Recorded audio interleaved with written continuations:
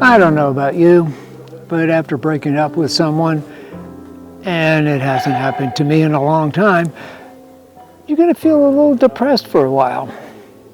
Or, if you're a 15th century knight, you hitch an iron collar to your neck and dare 300 other knights to do something about it.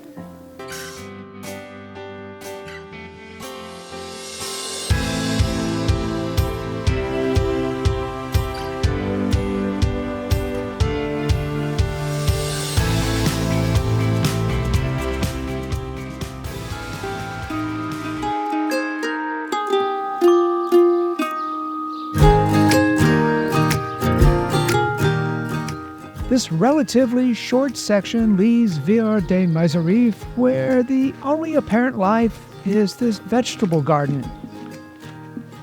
And, I'm not sure what this means. In a few moments, we're on this farm road. Get ready for a long, straight, flat walk through cornfields.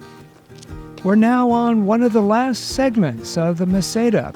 Soak it up while you still can. I know, some folks will look at this as a bone-stiffening, tedious excursion. However, for me, on this cool morning in late September, it turned into a wonderful meditation. Even encouraging. 300 kilometers to go. Let's ignore how there was a marker several miles back that showed Santiago was 301 kilometers away.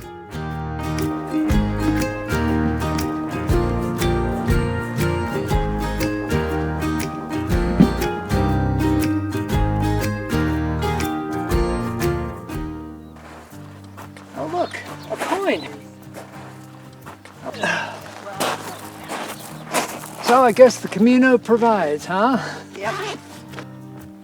With a future contribution to someone's tip jar in my pocket, we cross this road where the pavement disappears.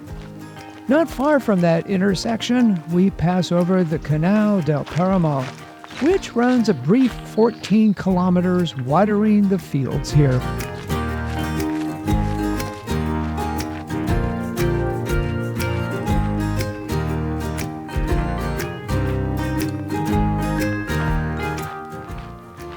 The contemplative walk continues until the Camino wanders into Vivante, which is 9.6 kilometers from our start today.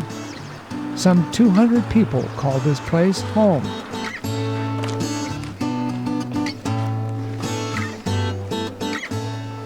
I'm not sure what they call this cocktail glass-like structure, although some sources say it's a water tower.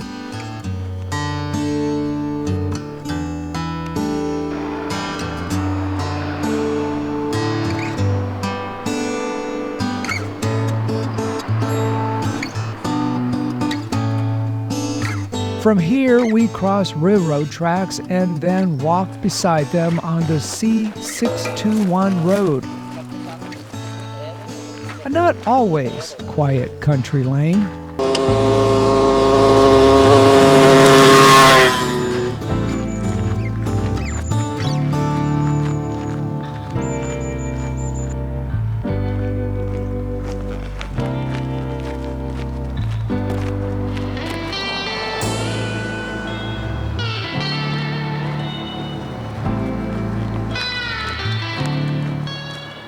After about 4 kilometers of this, the Camino climbs up to this overpass and then crosses Highway N120. We are now at the outskirts of Aspaldeigo, where the road passes this stately tower and then crosses the Rio Órbigo on one of the more impressive bridges we're going to see. Built in the 13th century, it's 200 meters long with 20 arches. We have the side of a story that's slightly fishy, but supposedly there are artifacts to back it up, at least some of it. Now, there was a 15th century knight named Don Suero de Quiñones who was spurned by the love of his life. and he took it pretty hard. And to show just how ruined he felt, he locked an iron collar around his neck and declared that he was not going to take it off until he had defeated 300 knights in a jousting contest at this bridge. Now, I'm not certain why the other knights bothered to come, but they heard the call and they took the challenge. And Quinones defeated 300 of them, was relieved of his collar, and presumably healed of his unrequited love.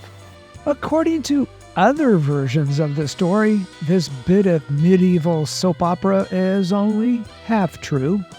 Don Suero might not have actually done any of the fighting, leaving it to 10 of his closest friends. And apparently the jousting was cut short after only 200 victories. It's also possible that after all this, the knight married his sweetheart, Doña Leonor de Tova. And lastly, Don Suero was murdered 22 years later after a dispute with another knight.